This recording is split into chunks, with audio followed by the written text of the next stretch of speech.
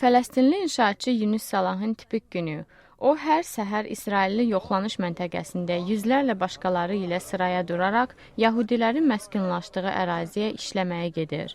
Onun bunları etməkdə məqsədi gün işığı kimi aydındır. Mən uşaqlarımı dolandırmaq üçün Yahudilərin məskunlaşdığı ərazidə işləməli oluram. Salah, Modin İlit adlı Yahudi yaşayış məntəqələrini tikən 21 min Fələstinli fəhlədən biridir. Fələstin liderləri deyir ki, İordan çayının qərb sahilindəki Yahudi məskunlaşmaları Fələstin dövlətinin yaranmasına maneədir. Fələstin liderləri Yahudilərin məskunlaşdığı İordan çayının qərb sahilində inşaatın Fələstinli fəhlələr tərəfindən aparılmasını qadağan edib.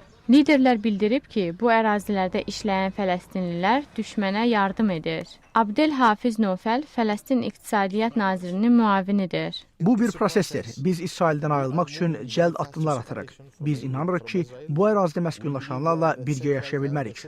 Sahal deyir ki, onun hər bir günü ziddiyyət təşkil edir. Bu bizim istehzalı taleyimizdir. Yahudilər bizim torpaqları işğal edib, mən isə bu torpaqlarda işləməli oluram. Mənim ərəb ölkələrində işləmək imkanım olsa belə, Yahudilər mənim oraya səyahət etməyimə icazə vermirlər. Mənim başqa seçimim yoxdur. Bu yüksək maaşlı və davamlı işdir. Sahal kimi digər Fələstinli fəhlələri cəlb edən belə bir işi qərb sahilində tapmaq çox çətindir.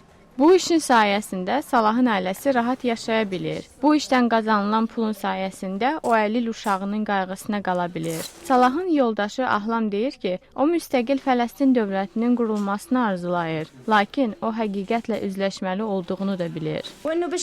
O, Yahudilərin məskunlaşdığı ərazidə işləyir və onun başqa bir seçimi yoxdur. Salah orada işləyərək bizi təmin edir. Bildiyiniz kimi bizim uşaqlarımız var və biz onların alçalmadan ləyaqətli böyüməsini istəyirik. Fələstin liderləri deyir ki, onlar Fələstinli fəhlələri alternativ seçimlə təmin etməyə ümid edirlər.